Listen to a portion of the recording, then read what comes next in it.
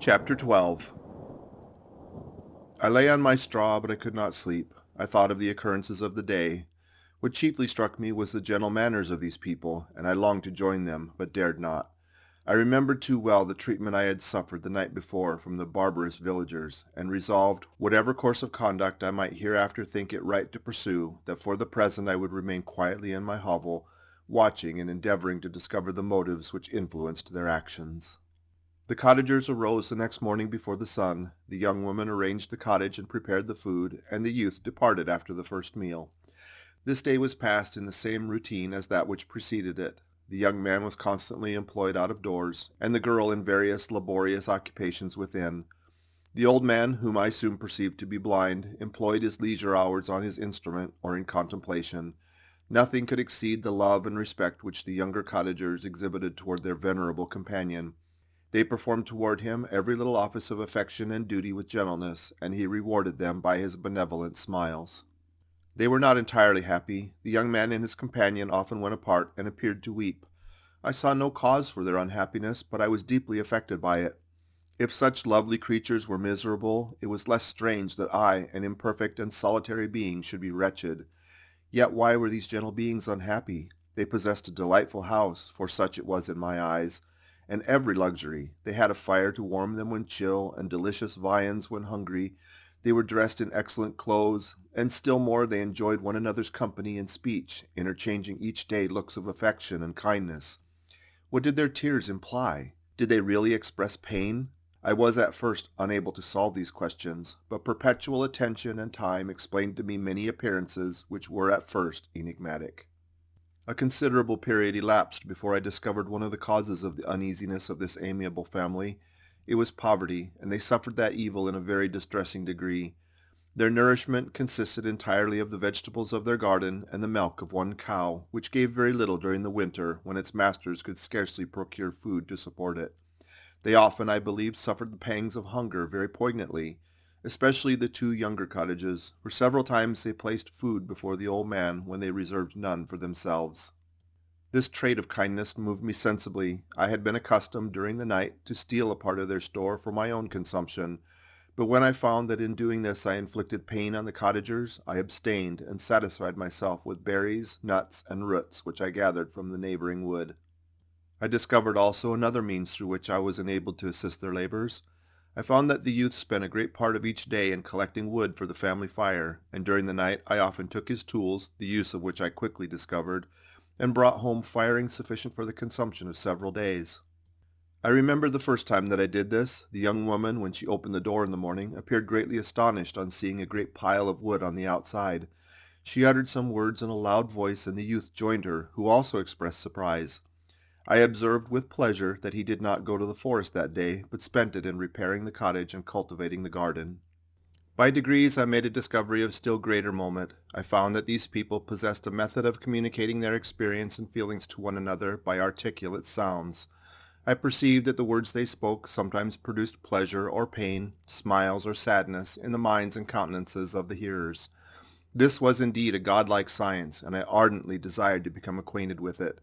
But I was baffled in every attempt I made for this purpose. Their pronunciation was quick, and the words they uttered, not having any apparent connection with visible objects, I was unable to discover any clue by which I could unravel the mystery of their reference. By great application, however, and after having remained during the space of several revolutions of the moon in my hovel, I discovered the names that were given to some of the most familiar objects of discourse. I learned and applied the words fire, milk, bread, and wood. I learned also the names of the cottagers themselves. The youth and his companion had each of them several names, but the old man had only one, which was Father. The girl was called Sister or Agatha, and the youth Felix, brother or son. I cannot describe the delight I felt when I learned the ideas appropriate to each of these sounds and was able to pronounce them. I distinguished several other words without being able to yet understand or apply them, such as good, dearest, unhappy. I spent the winter in this manner. The gentle manners and beauty of the cottagers greatly endeared them to me. When they were unhappy, I felt depressed. When they rejoiced, I sympathized in their joys. I saw few human beings besides them, and if any other happened to enter the cottage, their harsh manners and rude gait only enhanced to me the superior accomplishments of my friends. The old man, I could perceive, often endeavored to encourage his children, as sometimes I found that he called them to cast off their melancholy. He would talk in a cheerful accent, with an expression of goodness that bestowed pleasure even upon me. Agatha listened with respect. Her eyes sometimes filled with tears, which she endeavored to wipe away unperceived. But I generally found that her countenance and tone were more cheerful after having listened to the exhortations of her father. It was not thus with Felix. He was always the saddest of the group, and even to my unpractised senses he appeared to have suffered more deeply than his friends. But if his countenance was more sorrowful, his voice was more cheerful than that of his sister, especially when he addressed the old man. I could mention innumerable instances, which, although slight, marked the dispositions of these amiable cottagers. In the midst of poverty and want, Felix carried with pleasure to his sister the first little white flower that peeped out from beneath the snowy ground. Early in the morning, before she had risen, he cleared away the snow that obstructed her path to the milk-house, drew water from the well, and brought the wood from the outhouse, where, to his perpetual astonishment, he found his store was always replenished by an invisible hand. In the day, I believe, he worked sometimes for a neighboring farmer, because he often went forth and did not return until dinner, yet brought no wood with him. At other times he worked in the garden, but as there was little to do in the frosty season, he read to the old man and Agatha. This reading had puzzled me extremely at first, but by degrees I discovered that he uttered many of the same sounds when he read as when he talked. I conjectured, therefore, that he found on the paper signs for speech which he understood, and I ardently longed to comprehend these also. But how was that possible when I did not even understand the sounds for which they stood as signs? I improved, however, sensibly in this science, but not sufficiently to follow up any kind of conversation, although I applied my whole mind to the endeavor, for I easily perceived that although I eagerly longed to discover myself to the cottagers, I ought not to make the attempt until I had first become master of their language, which knowledge might enable me to make them overlook the deformity of my figure, for with this also the contrast perpetually presented to my eyes had made me acquainted. I had admired the perfect forms of the cottagers, their grace, beauty, and delicate complexions, but how was I terrified when I viewed myself in a transparent pool. At first I started back, unable to believe that it was indeed I who was reflected in the mirror, and when I became fully convinced that I was in reality the monster that I am, I was filled with the bitterest sensations of despondence and mortification. Alas, I did not yet entirely know the fatal effects of this miserable deformity. As the sun became warmer and the light of day longer, the snow vanished, and I beheld the bare trees and the black earth. From this time Felix was more employed, and the heart-moving indications of impending famine disappeared. Their food, as I afterward found, was coarse, but it was wholesome, and they procured a sufficiency of it. Several new kinds of plants sprang up in the garden, which they dressed, and these signs of comfort increased daily as the season advanced.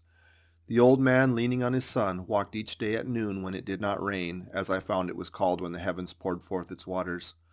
This frequently took place, but a high wind quickly dried the earth, and the season became far more pleasant than it had been. My mode of life in my hovel was uniform. During the morning I attended the motions of the cottagers, and when they were dispersed in various occupations, I slept. The remainder of the day was spent in observing my friends. When they had retired to rest, if there was any moon or the night was starlight, I went into the woods and collected my own food and fuel for the cottage. When I returned, as often as it was necessary, I cleared their path from the snow and performed those offices which I had seen done by Felix. I afterward found that these labors, performed by an invisible hand, greatly astonished them, and once or twice I heard them, on occasion, utter the words "good spirit," "wonderful," but I did not then understand the signification of these terms. My thoughts now became more active, and I longed to discover the motives and feelings of these lovely creatures. I was inquisitive to know why Felix appeared so miserable and Agatha so sad. I thought, foolish wretch, that it might be in my power to restore happiness to these deserving people. When I slept or was absent, the forms of the venerable blind father, the gentle Agatha, and the excellent Felix flitted before me. I looked upon them as superior beings who would be the arbiters of my future destiny. I formed in my imagination 1,000 pictures of presenting myself to them and their reception of me. I imagined that they would be disgusted, until by my gentle demeanor and conciliating words I should first win their favor and afterwards their love. These thoughts exhilarated me and led me to apply with fresh ardor to the acquiring the art of language. My organs were indeed harsh but supple, and although my voice was very unlike the soft music of their tones, yet I pronounced such words as I understood with tolerable ease. It was as the ass and the lapdog. Yet surely the gentle ass, whose intentions were affectionate, although his manners were rude, deserved better treatment than blows and execration. The pleasant showers and genial warmth of spring greatly altered the aspect of the earth. Men who before this change seemed to have been hid in caves dispersed themselves and were employed in various arts of cultivation.